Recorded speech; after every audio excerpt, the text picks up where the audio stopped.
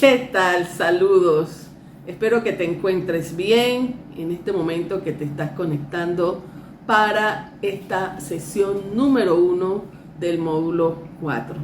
Como bien ya te dije en la introducción, mi nombre es Marina Medina y espero que este tiempo a través del módulo 4 también sea de edificación para ti y te ayude en tu crecimiento personal. Hoy vamos a comenzar a hablar un poquito justamente acerca de las crisis. Ya en la introducción traímos el personaje de Job que vivió una crisis. Hoy vamos a ver definiciones de crisis. Y como te conté, Job es uno de los personajes que le tocó vivir una crisis. Y en el capítulo 6, versículo del 1 al 3, dice así de la siguiente manera: ojalá pudiera pesarse mi queja y mi tormento, y fueran igualmente puestos en la balanza. Fíjate que sentimientos y las emociones que está experimentando Job eran tan fuertes que él dice, ojalá se pudiera pesar el sufrimiento que estoy sintiendo, la carga que estoy llevando. Entonces, sin duda, el sufrimiento y la carga que estaba llevando Job era muy fuerte, y la crisis en la que Job entra es una crisis profunda, como ya te comentaba en la introducción. Vamos a ver entonces primeramente a qué nos estamos refiriendo cuando hablamos de una crisis.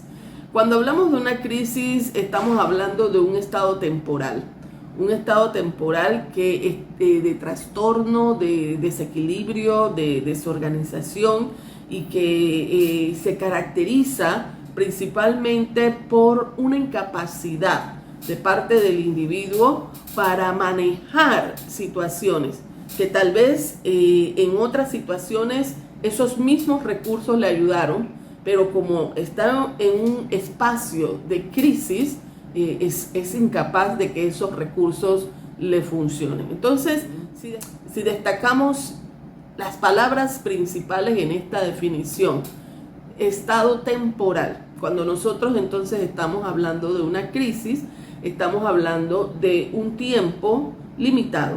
No sabemos cuánto es el tiempo exactamente, pero una crisis tiene un espacio de tiempo limitado. De hecho, cuando leemos acerca de este material de las crisis, vas a encontrarte que estudiosos mencionan que lo máximo que una crisis debería de durar son 6 meses. Entonces, cuando una persona está experimentando una crisis y ha pasado 6 meses y sigue en un estado de crisis, definitivamente es algo que ya podríamos decir que es patológico, porque el periodo en que una persona experimenta una crisis es un espacio de tiempo reducido, que puede ser una crisis, puede durar un día, puede durar un mes, puede durar una semana, puede durar varios meses, pero se aconseja que no sean más de 6 meses. Entonces, lo primero, una crisis es un estado temporal.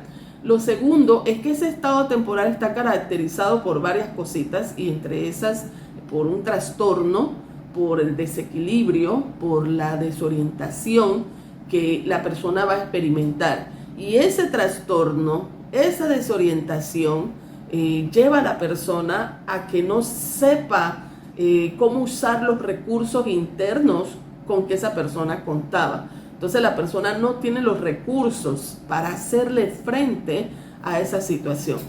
Conectando lo que hemos estado conversando y viendo con los diferentes facilitadores que nos han estado introduciendo a los diferentes temas, sin duda nos damos cuenta que cuando hablamos de un estado de enfermedad es porque la persona por sí misma o sola no tiene los recursos para hacerle frente.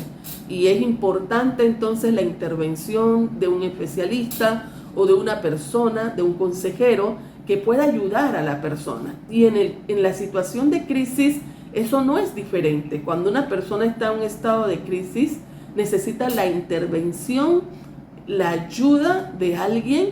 En este caso, obviamente, podríamos pensar en un especialista, pero también estamos pensando en personas que se están preparando como tú para poder ayudar a una persona en esa situación de crisis. Entonces, ante la crisis, la persona es incapaz de usar los recursos que comúnmente podía usar en situaciones o en adversidades que esa persona había experimentado. Entonces, la crisis se caracteriza de esa manera.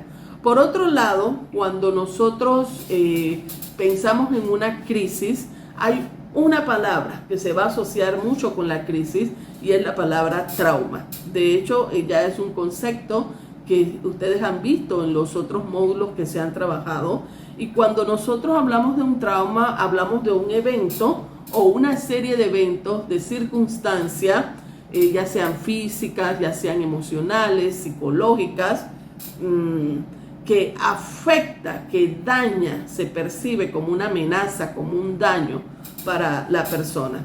Literalmente, los médicos llaman trauma cuando una persona sufre algún tipo de fractura. Alguien va caminando, alguien va corriendo, cae y se fractura la pierna. Entonces nos damos cuenta de que pues eso literal es un trauma, pero es un trauma físico. Es un evento o fue una serie de eventos que lo que produce es un daño a la persona. Importante recordar, una cosa es el trauma y otra realidad es cómo la persona afronta el trauma. Creo que es una de las enseñanzas que nos dejaron en sesiones anteriores, ¿verdad? Una cosa es el trauma y otra es cómo la persona percibe, interpreta y maneja ese trauma. Pero el trauma, en este caso que estamos hablando pues de las crisis, está íntimamente ligado porque el evento, ese evento traumático es lo que va a provocar que la persona entre en ese estado de crisis.